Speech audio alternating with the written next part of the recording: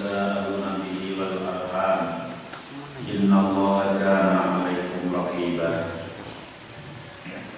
Ya ayyuhalladzina amanu taqullaha wa qulu qawlan sadida yuslih lakum a'malakum wa yaghfir lakum dhunubakum wa may yuti'illaha wa rasulahu faqad faza fawzan 'azima. Fa'lam fa inna khairal hadits kitabullah wa khairal hadyi hadi Muhammadin sallallahu alaihi wasallam wa syarrul umuri muhdatsatuha wa kullu muhdatsatin bid'atun wa kullu bid'atin dhalalatun wa kullu dhalalatin finnar. Amma ba'd. Hadirin wal hadirat rahimani wa rahimakumullah.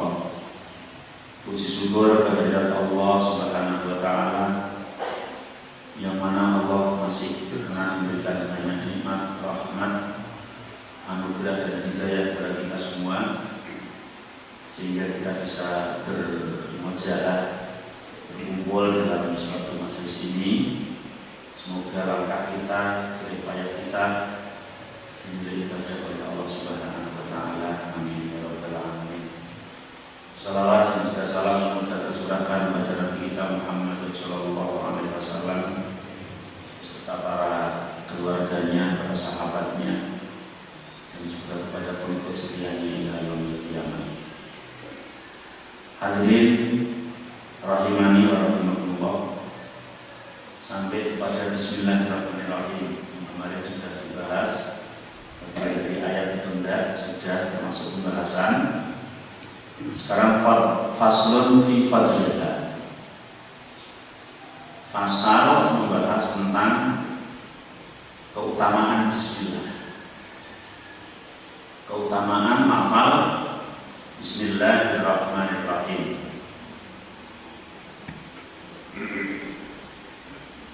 Qala al-imam al-alim al-khabr al-abid Abu Muhammad Abdul Rahman bin Abi Hatim, seorang imam yang alim, yang ahli ibadah, yaitu Abu Muhammad Abdul Rahman bin Abi Hatim rahimahullah, mengatakan dalam tafsirnya, haddatsana Nabi, haddatsana Ja'far bin Musafir, haddatsana Zaid bin Mubarak as-Sam'ani, haddatsana Salam bin Wahb al-Jundi, haddatsana Abi Antawus an Ibni Abbas an Utsman bin Affan sa'ala Rasulullah sallallahu alaihi wasallam. Sesungguhnya Utsman bin Affan menanyakan kepada Rasulullah sallallahu alaihi wasallam an bismillahirrahmanirrahim, dari masalah bismillahirrahmanirrahim atau lafal bismillahirrahmanirrahim. Faqal, maka Rasulullah sallallahu alaihi wasallam menjawab, huwa ismun min asma'illah wa ma bainahu wa baina ismillah al-akbar illa kama baina sawatil ainain wa bayadihima minal qurbi. Kata Rasulullah, bismillahirrahmanirrahim adalah ismun min asma'illah, nama dari sebagian nama-nama Allah. Ismun min asma'illah, nama dari sebagian nama-nama Allah. Wa ma bainahu wa baina ismillahil akbar, dan tidaklah antara bismillahirrahmanirrahim dan di antara nama-nama Allah yang agung illa kama baina sawatil ainain wa bayadihima minal qurbi, kecuali kedekatannya itu hanya antara kehitam-hitaman dua mata dan putihnya. Jadi hitamnya mata dan putihnya itu dekat sekali. Rasulullah menggambarkan kedekatan nama-nama Allah yang ada dalam bismillahirrahmanirrahim wa baina bismillahil akbar, dan di antara nama-nama Allah yang agung adalah sebagaimana dekatnya hitamnya mata kepada putihnya dengan putih, menunjukkan sangat dekatnya Bismillahirrahmanirrahim dengan Allah Subhanahu wa taala. Wa hakadha rawahu Abu Bakar Ibni Mardawai, begitu juga yang diriwayatkan oleh Abu Bakar Ibni Mardawai dan Sulaiman bin Ahmad an Ali bin Mubarak an Zaid bin Mubarak. Waqad rawa al-Hafidz bin Mardawai min tariqain, dari dua jalan, an Ismail bin Ayyash an Ismail bin Yahya an Mus'ir an Atiyah an Abi Sa'id qala Rasulullah sallallahu alaihi wasallam, inna Isa ibni Maryam alaihi salam aslamathu ummuhu ilal kitab liyu'allimahu. Sesungguhnya Isa bin Maryam aslamathu ummuhu ilal kitab, memasrahkan ibunya, memasrahkan sebuah kitab, sebuah kertas kepada Isa bin Maryam untuk liyu'allimah, untuk belajar, menyerahkan Isa pada seseorang untuk diajari. Pada zaman itu pada Rasulullah. Faqala lahu al-mu'allim, maka setelah datang ke seorang yang mau mengajari Isa, seorang pengajar mengatakan, uktub, tulislah ya Isa. Isa disuruh menulis. Faqala, maka Isa menjawab, aku tidak bisa menulis. Di sini menunjukkan bahwa tulis-menulis itu sudah sejak lama. Sejak zaman Nabi Isa sudah ada tulis-menulis. Ini untuk membantah pada orang bahwa zaman Nabi Muhammad belum ada tulis-menulis. Sejak zaman Nabi Isa sudah ada. Maaf tuh, aku tidak bisa menulis. Apa yang harus aku tulis? Maka kemudian seorang yang mengajari Nabi Isa mengatakan, uktub bismillah, tulislah, lafal bismillah. Jadi sejak zaman Nabi Isa sudah ada kata-kata bismillah, lafal bismillah. Qala lahu Isa, maka kemudian Isa menanyakan kepada seorang mu'allim, pengajar tadi, wa bismillah, apa itu bismillah? Kok harus saya tulis? Qala al-mu'allim ma adri, maka pengajar menjawab, aku tidak tahu. Yang mengajar itu katakan, aku tidak tahu. Qala lahu Isa, maka kemudian Isa mengatakan kepada mu'allim tadi, malah Isa mengatakan kepada mu'allim tadi, al-garu ba'allah, bahwa ba'nya di dalam bismillah itu adalah cahaya Allah, wasinu sanahu, dan sinnya adalah sinar Allah, wal mim mamlakatuhu, dan mimnya adalah kerajaan Allah. Bismillah tegaknya cahaya Allah, sinnya adalah sinar Allah, dan mimnya adalah kerajaan Allah. Wallahi ilahun al-alihah, wallahu, dan lafal Allah bismillah, dan lafal Allahnya ilahul alihah, maka Allah itu adalah Tuhannya para Tuhan-Tuhan. Ilahul alihah, Tuhannya Tuhan-Tuhan. War-Rahman min rahmanid dunya wal akhirah.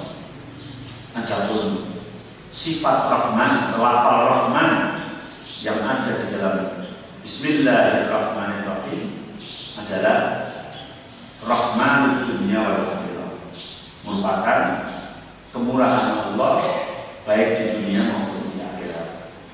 Warrahim, dan lafal rahim, rahimul akhirah adalah rahmatnya Allah di dalam akhirat. Ini dalam hadis tadi yang bersumber dari Abu Bakar Ibnu Mardaweh, dari Sulaiman bin Ahmad, dan juga dari dua jalan dari Ismail bin Iyas, Ismail bin Yahya, kemudian dari Atiyah, dari Abu Sa'id Al-Khudri. Rasulullah menceritakan tentang Nabi Isa alaihissalam belajar, diserahkan oleh ibunya kepada seorang pengajar, disuruh nulis bismillah.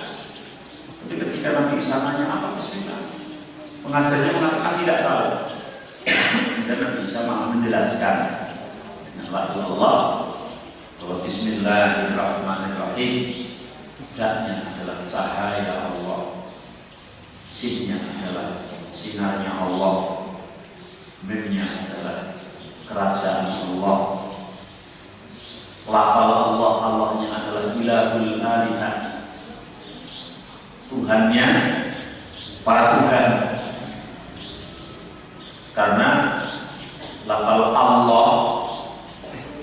Allah itu berasal dari lafal ilahun yang kemudian dimakrifatkan di bahasa.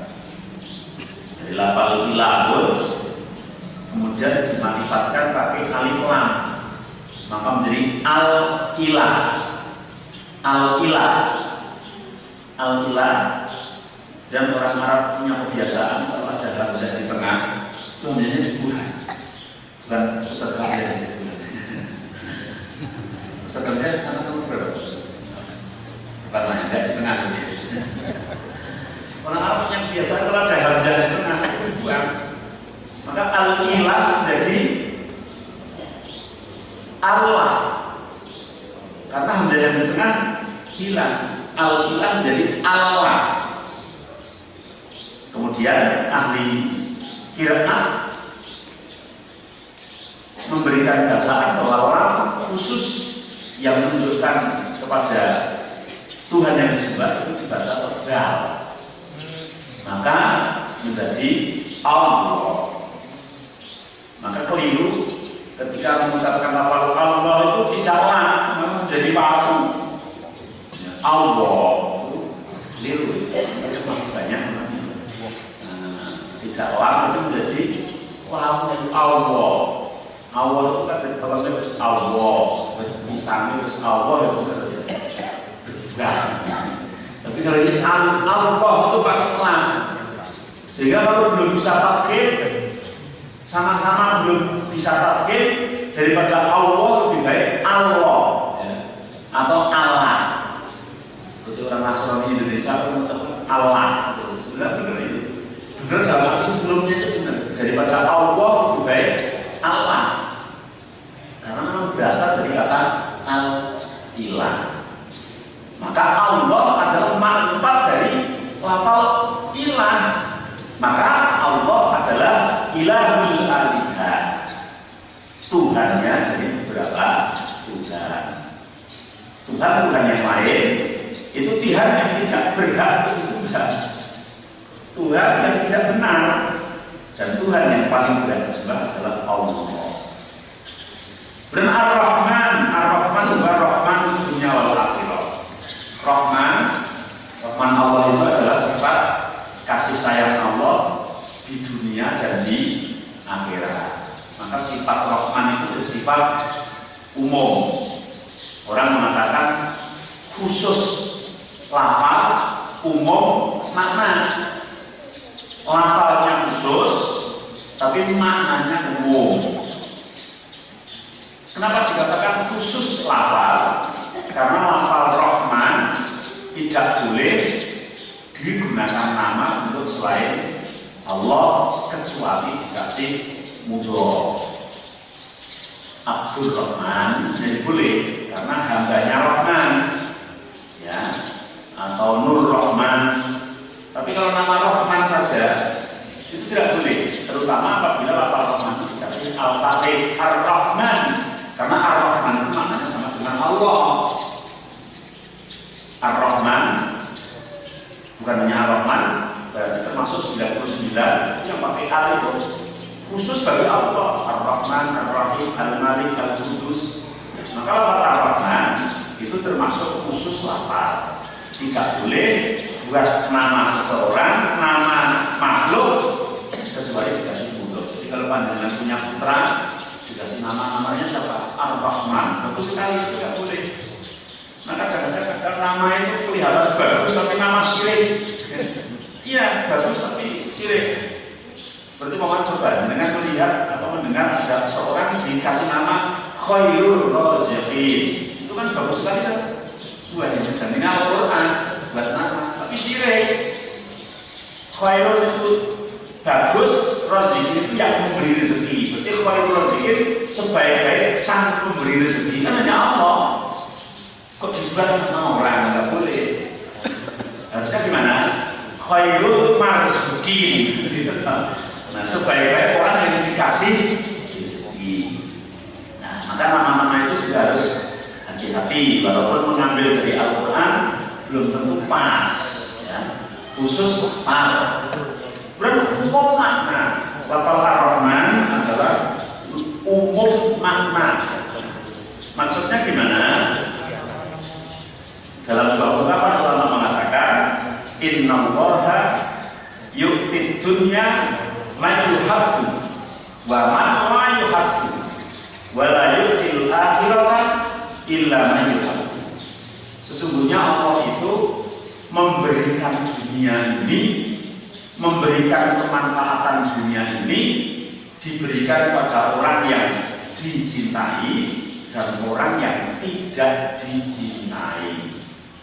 Orang yang dicintai Allah ya dikasih dunia, orang yang tidak dicintai Allah ya dikasih dunia. Orang yang ahli ibadah dikasih rezeki tidak? Kasih. Orang yang tidak pernah ibadah sama sekali kasih rezeki tidak? Kasih. Ini rahmat Allah. Rahmat Allah. Orang yang tidak pernah ibadah sama sekali kadang-kadang oleh Allah dibuat kaya raya. Kaya raya. Ke masjid tidak pernah, namanya Muhammad, katanya agamanya Islam, ya, sholat setahun 2 kali, kaya raya. Ya nggak masalah, itu hak Allah. Kemudian orang yang rajin ibadah, duitnya banyak, ya aja. Dan itu terserah Allah, namanya sifat Rahman. Begitu juga sebaliknya, kalau ada orang mukmin yang rajin ke masjid, subuh jam 3 sudah berangkat ke masjid, ya. Iya, sholat tahajudnya penuh sekali, kopiahnya tidak pernah ditinggalkan. Kalau kopiah subuh lebih baik daripada dunia seisinya, dan itu dilakukan tiap hari duha, sudah tidak pernah bolong kecuali tidur saja. Tapi hidupnya masih gitu-gitu aja. Motor tahun 70 nggak pernah ganti-ganti, ya. Kok kayak gitu? Ya boleh-boleh aja, itu terserah Allah. Itu namanya Rahman. Apakah juga orang yang tidak pernah ibadah nggak ada yang marah? Kenal masjid enggak, baca bismillah seumur hidup nggak pernah, ya. Di KTP-nya orang Islam, tapi juga tidak punya apa-apa, masih modal terus, kan juga banyak. Karena hal yang seperti itu adalah Rahman, Rahman Allah. Allah itu memberikan dunia itu kepada orang yang dicintai oleh Allah dan kepada orang yang tidak dicintai oleh Allah, semuanya dikasih. Maka orang yang dikasih faidah dunia itu tidak menunjukkan bahwa orang itu dicintai Allah. Itu, wah, orang itu kaya raya ya, berarti dicintai Allah? Belum tentu. Orang itu miskin sekali, itu miskin, sakit-sakitan, berarti orang itu tanda tidak dicintai Allah? Belum tentu, ya. Belum tentu. Wong Nabi, kalau semua Nabi yang dicintai Allah, pasti itu. Yang sakit-sakitan terus ada. Nabi siapa? Ayo, alaihissalam. Yang melarat nggak punya apa-apa, bahkan sampai bapak saja nggak punya. Ya ada. Nabi siapa? Nabi Isa. yang kaya raya menjadi raja, raja di raja, bahkan istananya di atas di atas bumi. Kalau mau naik ke situ dalam satu riwayat harus menaiki angin, minta kata angin aku bawa ke sana. Tapi dicintai Allah. Nabi siapa? Sulaiman. Begitu. Suara yang sangat nyaring sekali, bapaknya itu Nabi Daud. Semua nabi dicintai Allah, tapi ya ada yang kaya raya, ada yang miskin, ada yang mungkin diberi keindahan di dunia ini, tapi ada juga yang diberi ujian yang besar di dunia ini. Artinya bahwa kecintaan Allah kepada seseorang tidak ditandai dengan banyaknya diberi dunia oleh Allah Subhanahu wa Ta'ala, karena itu adalah sifat Rahman. Beda kalau sifat Rahim. Warrahim rahimul akhirah wala yukil akhirata illa man yuhabbu. Allah tidak akan memberikan kemanfaatan akhirat kecuali orang yang dicintai oleh Allah. Wa kana bil mu'minina rahima. Dan Allah dan adalah Allah dengan orang-orang mukmin rahimah, memberikan kasih sayang dengan sifat rahim.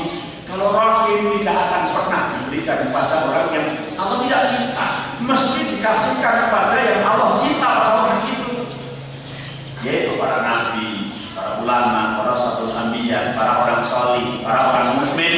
Itulah yang akan dikasih rahim oleh Allah Subhanahu wa Ta'ala. Dan rahim akan diberikan oleh Allah di akhirat nanti.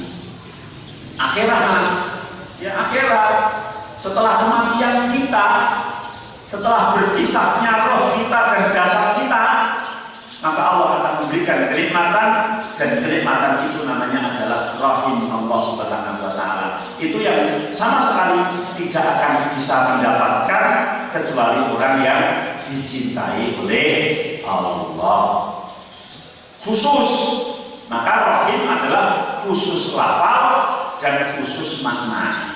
Lafalnya khusus, tidak boleh buat nama selain Allah, dan lafalnya khusus, apa maknanya khusus? Karena khusus diberikan kepada orang yang dicintai saja.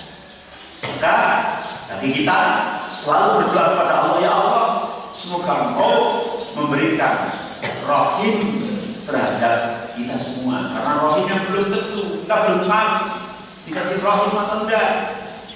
Karena al-umur dikhawatirihan, perkara itu tergantung finalnya. Yang dari muda terus beribadah sampai remaja, sampai dewasa, sampai tua, menjelang tua malah berhenti dari ibadah, menjelang dicabut nyawanya, malah kadang-kadang sudah melakukan suatu hal yang mendekatkan dia dengan neraka. Alhamdulillah, kadang-kadang yang mungkin sekarang dari muda, ya, dia jauh dari ibadah, jauh dari agama. Tapi ketika setelah tua mendekati kematian, dia dekat dengan agama, dekat dengan ibadah, dekat dengan Allah, yang kemudian meninggal dalam keadaan husnul khotimah. Maka kalau kita masih hidup, ini masih banyak kemungkinan. Maka yang selalu kita minta kepada Allah Subhanahu wa Ta'ala adalah masalah keistiqomahan kita. Keistiqomahan kita untuk selalu berada di dalam jalan yang lurus, untuk selalu berada di dalam jalan yang diridhoi oleh Allah Subhanahu wa Ta'ala. Istiqomah agama yang kita pegang semoga sampai mati. Maka pesannya Al-Quran, ya ayyuhalladzina amanu ittaqullaha haqqa tuqatih wa la tamutunna illa wa antum muslimun. Hei orang mukmin, bertakwalah kalian kepada Allah Subhanahu wa Ta'ala haqqa tuqatih, dengan sebaik-baik takwa, sebenar-benar takwa. Takwa saja sudah sulit, sudah istimewa, tapi perintahnya hak kote, sungguh-sungguh sebenar-benarnya takwa. Jadi dituntut untuk takwa yang sebenar-benarnya. Wala tamutunna, dan jangan sekali-kali kamu mati. Jadi mati itu dilarang oleh Allah. Jangan kamu mati. Iya. Wala tamutunna, jangan sekali-kali kamu mati. Illa wa antum muslimun, kecuali kamu boleh mati, tapi tetap dalam keadaan beragama Islam. Menunjukkan di sini kita itu disuruh untuk sungguh-sungguh ya dalam menjalankan agama ini secara istiqomah, dipegang sampai kita meninggal dunia. Baru kalau agama itu dibawa sampai mati, baru sempurna. Tamam nikmat al-mauta alal iman wal Islam. Kesempurnaan nikmat yang paling sempurna, nikmat yang paling pol-polan adalah mati dalam keadaan iman dan Islam. Makanya kita disuruh ittaqillaha haitsu ma kunta, bertakwalah kepada Allah dimanapun kamu berada. Di masjid takwa, di pasar takwa, di kantor takwa, di sawah takwa, di jalan takwa. Karena kematian itu oleh Allah dirahasiakan, nggak pamitan. Dengan pas di pasar itu terus ada malaikat yang menyamar, pulang, malaikat maut datang ke rumahmu, kamu mau dicabut nyawanya kan enggak. Kalau kayak gitu terus gerak pulang, mempersiapkan diri ya. Tapi enggak. Kalian di tempat maksiat, kalau itu ajalnya itu lah ya waya sakit masalah, waya sakit tidak maju 1 jam, tidak mundur. Ya di tempat maksiat itu dicabut. Makanya kadang-kadang orang ahli ibadah nasibnya mati di tempat maksiat. Bisa saja. Makanya kita disuruh bertakwa kapanpun dan dimanapun. Kemudian waqad rawa Ibnu Mardawai min hadis Yazid bin Khalid an Sulaiman ibni Buraidah wa fi riwayat Abdul Karim Abi Umayyah an ibni Buraidah an Rasulullah sallallahu alaihi wasallam qala unzila alayya ayatun lam tunazzil ala nabiyyin ghairi Sulaiman ibni Dawud wa ghairi. Telah diturunkan atasku satu ayat yang ayat itu tidak pernah diturunkan kecuali kepada Nabi Sulaiman bin Dawud dan kepadamu saja. Telah diturunkan satu ayat yang satu ayat tersebut tidak pernah diturunkan kepada Nabi siapa saja kecuali kepada Nabi Dawud bin Sulaiman dan kepada saya. Apa ayat tersebut? Wahya Bismillahirrahmanirrahim. Itu Bismillahirrahmanirrahim. Masya Allah, istimewa sekali. Jadi umat yang bisa mengucapkan Bismillahirrahmanirrahim ya umat Nabi Sulaiman dan umat Nabi Muhammad Sallallahu Alaihi Wasallam. Dan kita termasuk dilahirkan menjadi umat Muhammad Sallallahu Alaihi Wasallam. Semoga betul-betul bisa mengikuti jejaknya, mengikuti petunjuknya, mengikuti hidayahnya. Tidak hanya sebagai umat yang mengaku-ngaku saja, karena ada orang itu yang mengaku-ngaku saja, mengaku mencintai seseorang, padahal seseorang yang kita klaim kita mencintai tidak kenal dengan kita. Dan kasihanlah, namanya tepuk sebelah tangan, ya kasihan. Maka semoga kita menjadi umat-umat yang sebenarnya mengikuti petunjuknya, mengikuti jejaknya, dan mengikuti sunnah-sunnahnya, supaya menjadi umat Muhammad yang hakiki, yang ketika besok di Yaumul Mahsyar kita melewati sebuah telaga, mau minum airnya, sebagian ulama mengatakan telaga Kautsar. Kemudian ada yang disuruh pergi oleh Allah, itu suruh pergi Muhammad, pergi aja itu pergi. Rasulullah mengatakan ini kan umatku, ngapain aku menyuruh orang itu pergi? Maka kata Allah, iya itu umatku Muhammad. Kamu nggak tahu setelah kamu meninggal beda agama menjadi agama perbuatan orang ini, suruh pergi aja. Dan jangan sampai kita masuk ke dalam golongan yang diusir oleh Allah Subhanahu wa Ta'ala. Karena apa? Merubah-rubah agama, menambah-nambah ajaran agama yang bukan dari agama. Warawa bi-isnadihi an Abdul Karim, dan diriwayatkan juga dari isnad yang dari Abdul Karim ibni Ma'af ibni Imran dari ayahnya an Umar ibni Dar an Atta bin Abi Rabbah an Jabir bin Abdillah qala lamma nazala bismillahirrahmanirrahim, ketika bismillahirrahmanirrahim itu diturunkan, haroba al-ghayyimu ilal masyriq, semua awan itu jalan ke timur, insya Allah. Ketika bismillahirrahmanirrahim itu awan semuanya itu jalan ke timur. Wasakanat arya, dan angin berhenti. Kan judulnya tadi Fadilah Bismillah. Bismillah, keutamaan Bismillah.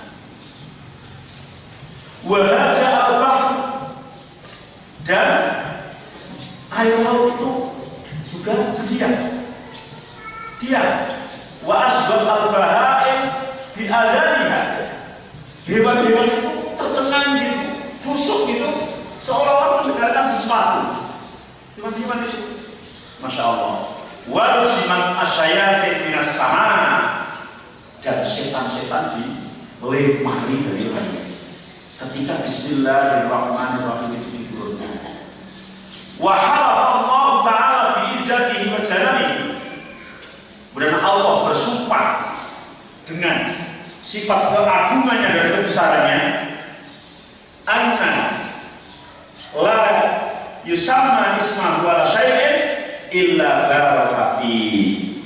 Allah bersumpah tidak suatu apapun yang disebut dengan namanya kecuali Allah memberikan berkah atasnya. Sehingga kalau bismillahirrahmanirrahim, bismillah disebut ketika kita mau apa saja, maka pekerjaan yang kita lakukan, aktivitas yang kita jalankan, maka diberi berkah oleh Allah Subhanahu wa Ta'ala. Dan Allah telah bersumpah ketika timurnya bismillah ini, awan berjalan ke timur, angin berhenti, lautan diam, bahagia, hewan-hewan seolah-olah memasangkan telinganya untuk mendengarkan sesuatu, dan setan diranjang itu dilempari dari langit. Kemudian Allah bersumpah dengan keagungannya dan kebesarannya, alla yusamma ismahu ala syai'in illa baraka fihi.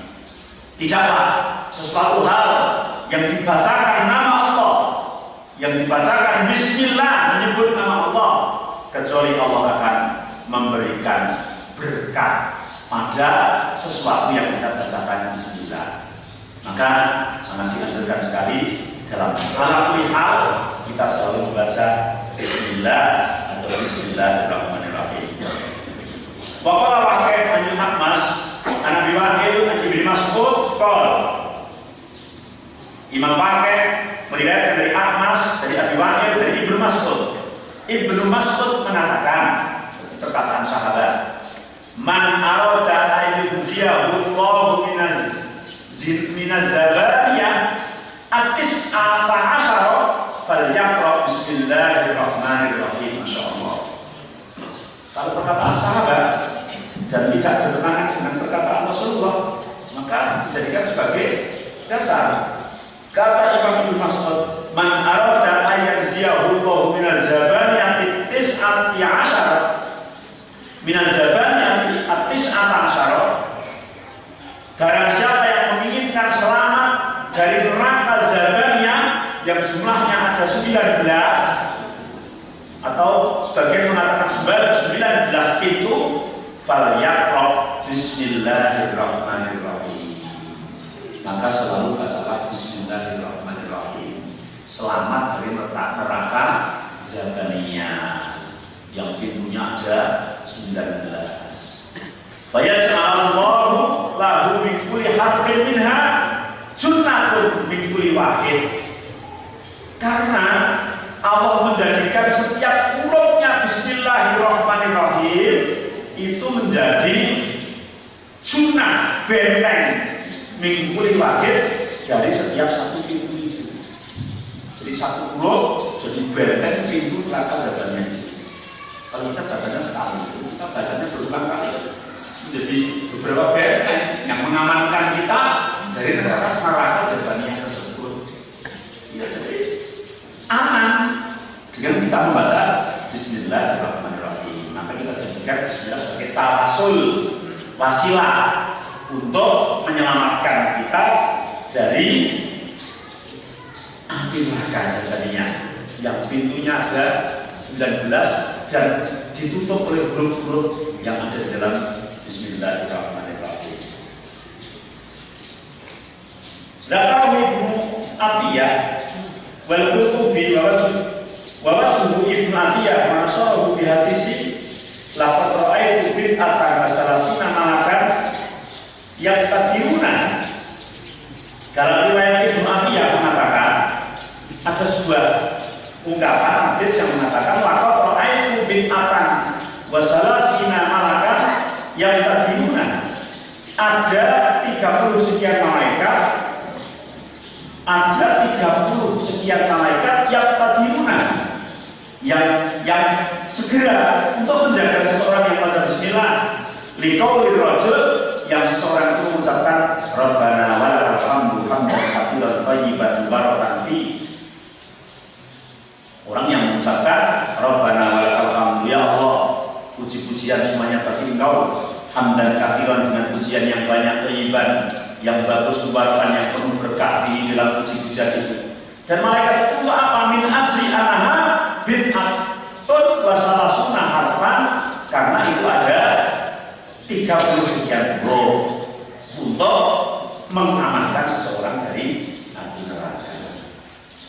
Wa qala Imam Ahmad bin Hanbal di dalam kitab musnadnya, beliau mengatakan hadatsana Muhammad bin Ja'far hadatsana Syu'bah an Asim qala sami'tu Abu Tamimah yuhaddisu an rafiqin Nabi sallallahu alaihi wasallam. Abu Tamimah menceritakan tentang boncengannya Rasulullah SAW, menceritakan tentang ketika beliau itu bonceng Rasulullah. Jadi ternyata zaman Rasulullah itu sudah ada bonceng-boncengan, ada bonceng-boncengan. Maka naik motor boncengan itu sunnah Rasul. Iya, tapi ya kalau cari boncengan itu sulit. Saya kalau pergi sendiri, sunnahnya pergi itu boncengan. Jadi Rasulullah sering pergi itu boncengan. Ini siapa? Abu Tamimah ini juga pernah bonceng Rasulullah. Terus Mu'adz bin Jabal juga menceritakan pernah bonceng Rasulullah dan begitu. Itu dianjurkan kalau pergi itu boncengan.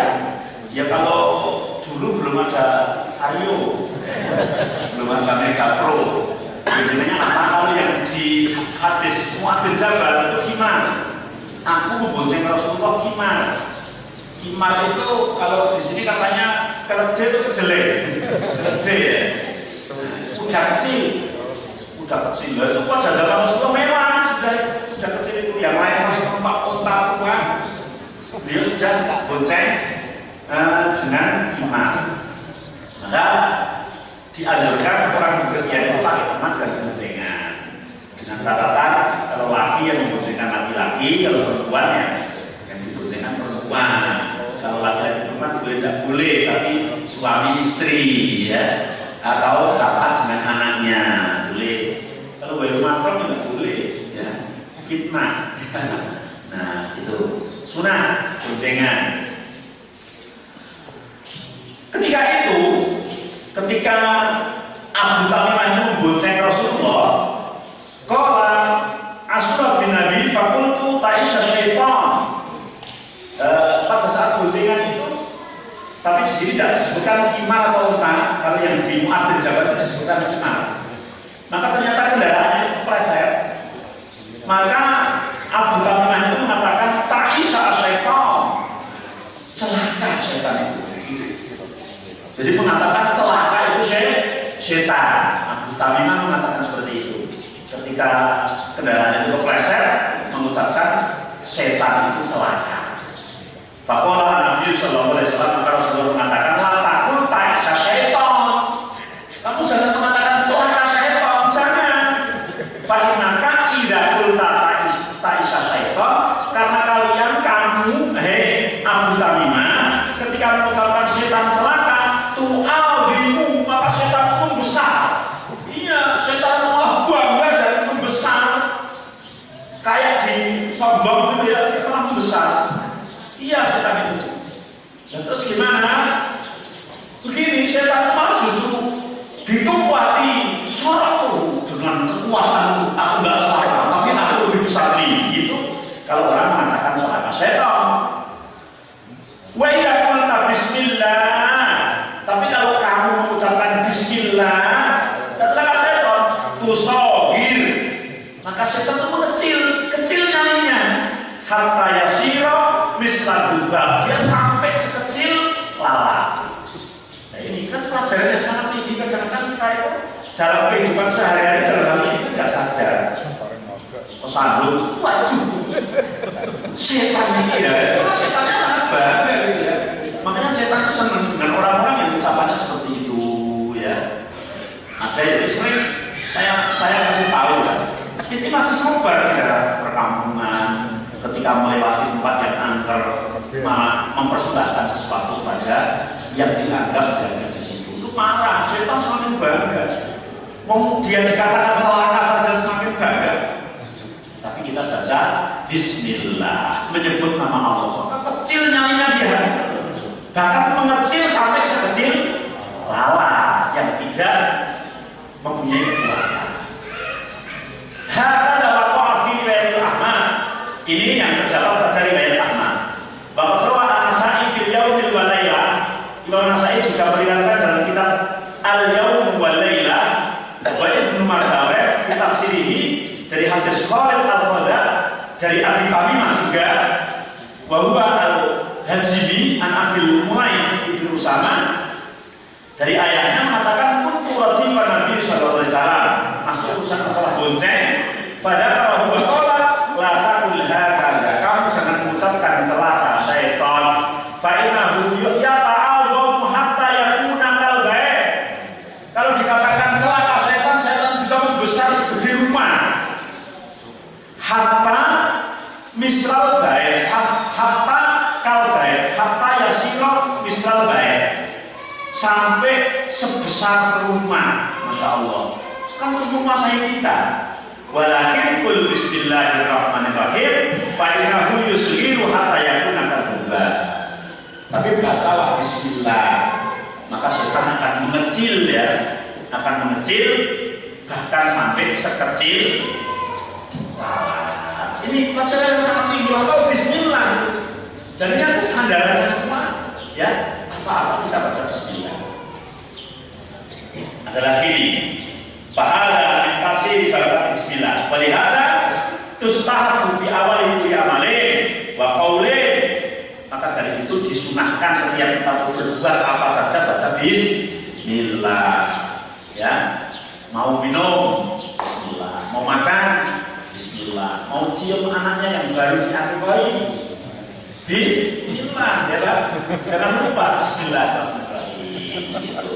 Yang pengantin baru mencium istrinya bismillah, pengantin lama juga bismillah. Pengantin baru saja ya nama gimana ya bismillah. Yang belum punya cari dulu ya. Nanti terus baca bismillah ya. Bismillah. Fatus tahabu fi amal khutbah. Khutbah juga baca bismillahirrahmanirrahim. Ya, karena ada hadis yang mengatakan kullu amrin la yubtada'u fihi bismillahirrahmanirrahim fa huwa ajdan. Setiap sesuatu yang tidak dimulai dengan bismillahirrahmanirrahim ajdan, maka dia cacat, kurang barokahnya, sedikit barokahnya. Fatus tahabu al-basmalah inda dukhulil khala. Bahkan juga ketika masuk WC baca bismillah, baca bismillah. Lima warad dalam hadis bidzalika, karena ada hadis yang menyatakan seperti itu. Bismillah, kemudian Allahumma inni a'udzubika minal khubuthi wal khaba'is. Wa tustahabu fi awal wudu. Awal wudu juga membaca bismillah. Itu dijelaskan di dalam Musnad Imam Ahmad dan Sunan Imam Ahmad dari Abu Hurairah, dari Sa'id bin Zaid, Abi Sa'id secara marfu Rasulullah mengatakan la wudu liman lam yuzkari ismullahi alaihi. Tidak dikatakan sebagai wudu yang sempurna kecuali orang itu membaca bismillah sebelumnya. Wa huwa hadisun hasan, dan ini adalah hadis yang hasan. Bahkan waminal ulama man aujabaha inda dzikri huna. Ada sebagian ulama yang wajib membaca bismillah ketika wudu ya. Ketika wudu wajib membaca bismillah. Itu ada yang ulama sebagian mengatakan seperti itu. Wa kadza mustahabu inda dhabiha. Dan disunahkan pula membaca bismillah menurut pendapat Imam Asy-Syafi'i. Jadi kalau nyembelih disunahkan baca bismillah menurut mazhab Imam Syafi'i. Wa aujabaha aqrun. Dan yang lain, ulama yang lain selain Imam Syafi'i mengatakan wajib membaca bismillah. Ya, bismillah. Tapi ikhtilafnya itu antara sunnah dan wajib. Lakukan saja. Ya, barang yang ikhtilaf antara sunnah dan wajib, lakukan. Ulama lain mengatakan sunnah, ulama lain mengatakan wajib. Supaya selamat, lakukan. Kalau ikhtilafnya antara haram dan makruh, supaya selamat, tinggalkan. Iya. Merokok itu enggak ada ulama yang mengatakan sunnah, enggak ada. Apalagi yang mengatakan wajib. Jadi maksimal ke minimal ya. Ya, ada yang mengatakan haram, gitu ya. Kemudian ada yang mengatakan makruh, haram, dan yang kedua makruh. Makruh itu dari kata karoha. Karoha yang rohu karha, maknanya benci. Jadi makruh itu makruh dari kata karoha, maknanya dibenci, itu dibenci. Haram dan makruh. Yang paling selamat ditinggalkan. Kalau ada ulama yang mengatakan sunnah, tidak wajib, tidak ada. Karena kita menetapkan haram, makruh, wajib, sunnah itu berdasarkan pada fatwa para ulama itu. Nah, bismillah sebagian mengatakan wajib, sebagian mengatakan sunnah. Dan satu lagi dari Abu Hurairah, Rasulullah SAW bersabda, "Idza ataita ahlaka." Tapi ini hadis ini ada penguatnya. Ini kurang kuat, tapi tadi nanti di sana ada penguatnya. Ini yang lebih sore tapi tidak kuat. Rasulullah mengatakan, "Idza ataita ahlaka." Apabila kamu mendatangi istrimu, fasabillah, maka bacalah bismillah. Ya, bacalah bismillah. Saya tidak akan tanya satu persatu baca bismillah. Ini saya membaca hadis Nabi saja.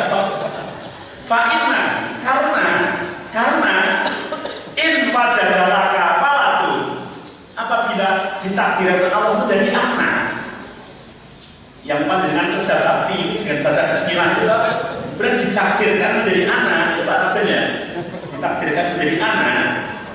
Kata bagi ada di anfasihi wa anfasi dzurriyyatihi hasanat, maka dari huruf bismillah itu akan dihitung sebagai kebaikan atas anak itu. Ini, tapi ini yang hadis ini dikomentari oleh ulama, mengatakan ada yang tidak ada asalnya, mengatakan ada yang wilayahnya kurang kuat, tapi dikuatkan dengan hadis Bukhari Muslim, ya, hadis Bukhari Muslim yang Rasulullah mengatakan dari Ibnu Abbas yang berbunyi, "Lau anna ahadukum idza arada ayat ya ahlah." Nah, ini yang sahih. Apabila salah satu di antara kalian untuk menghendaki berkumpul dengan istrinya, qala bismillahi Allahumma jannibna syaitan wa jannibi syaitan ma razaqtana. Berdoa dengan doa ini, bismillah Allahumma jannibna syaitan, ya Allah semoga Engkau menjauhkan kami dari syaitan, wa jannibi syaitan ma razaqtana, dan kamu jauhkan syaitan dari apa yang Engkau berikan rezeki padaku. Kan rezeki kan orang kadang makan rezeki itu duit itu kan sudah rezeki itu. Rezeki dunia juga kadang-kadang saya dapat enggak ya rezeki itu kan. Kalau kan orang yang ditakdirkan hidup nggak punya istri ada enggak? Banyak yang nggak punya suami juga banyak ya. Maka kita yang punya pasangan itu juga harus bersyukur, itu adalah rezeki. Maka kemudian kalau pas melakukannya bacalah bismillah dan doa ini. Fa innahu in yakdir bainahuma wala lam yadurru syaitan abada. Kalau ditakdirkan kalian berkumpul dengan istri itu membaca bismillah Allahumma jannibna asyaitan wa jannibi syaitan ma razaqtana, ditakdirkan dari anak maka anak itu tidak akan digoda oleh setan selama-lamanya. Masya Allah. Jadi bisa dilihat kalau anak-anak kita digoda setan itu mungkin pas yang ditakdirkan tidak baca doa itu. Diingat-ingat saja gitu ya. Nah, karena ini kan Rasulullah dan ini diatas oleh Muslim. Insya Allah. Karena ini adalah janji Allah Subhanahu wa Ta'ala. Apa yang dikatakan Rasulullah SAW adalah merupakan salah satu wahyu dari Allah. La yantiqu anil hawa in huwa illa wahyun yuha. Apa yang diucapkan oleh Rasul itu tidak pernah mengucapkan dari hawa nafsunya, akan tetapi apa yang diucapkan oleh Rasulullah adalah wahyu yang dilakukan oleh Allah Subhanahu wa Ta'ala. Fadilah bismillah sampai di sini sudah jam 6 dan ini masih ada pertanyaan. Kebetulan saya juga ada tamu malam ini dari luar kota. Saya juga janji akhir ada janji terus tamunya saya tinggal di sekitar, insya Allah saya jam 6 lebih rumah ini lebihnya berapa saya nggak ngomong sekian menit lebih. Jadi ada pertanyaan. Kalau wanita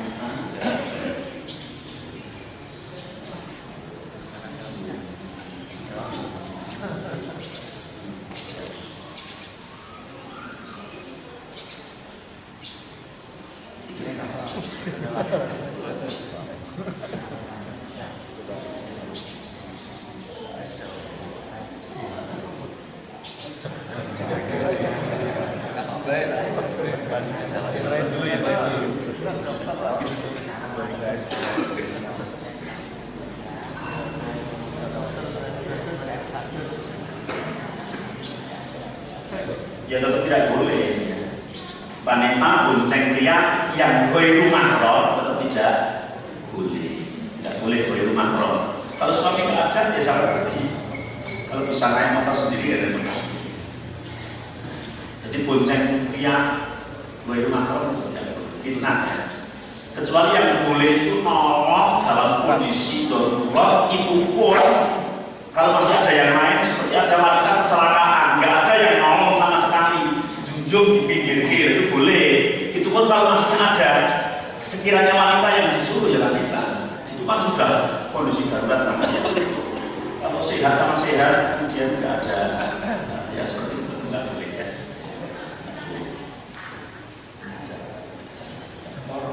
Ini saja saya ini terus.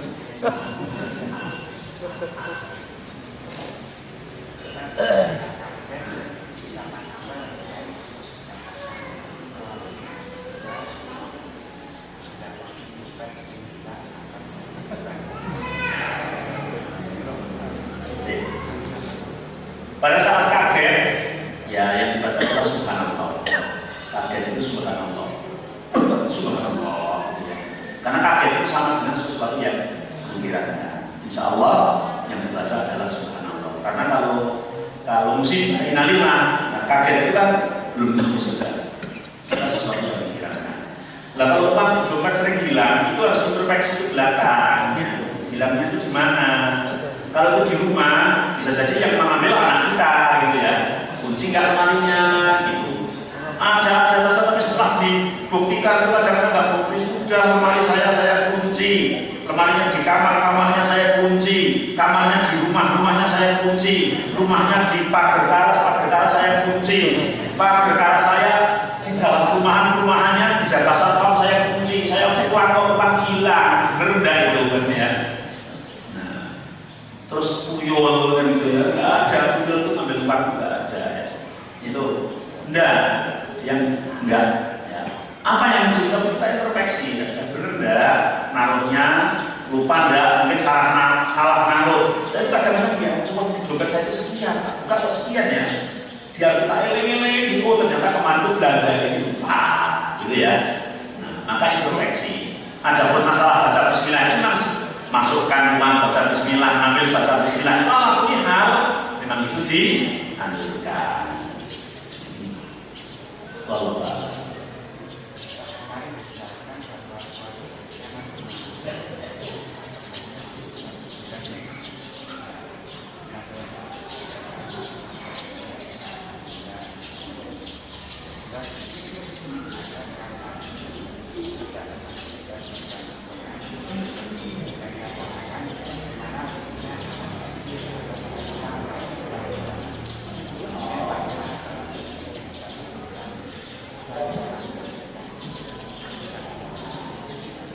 Hukum anak kecil pakai pampers itu kalau dalam mengamankan itu tidak apa-apa. Ketika masalah haid ya, haid perempuan, Rasulullah menyuruh kalau nggak bisa nggak berhenti maka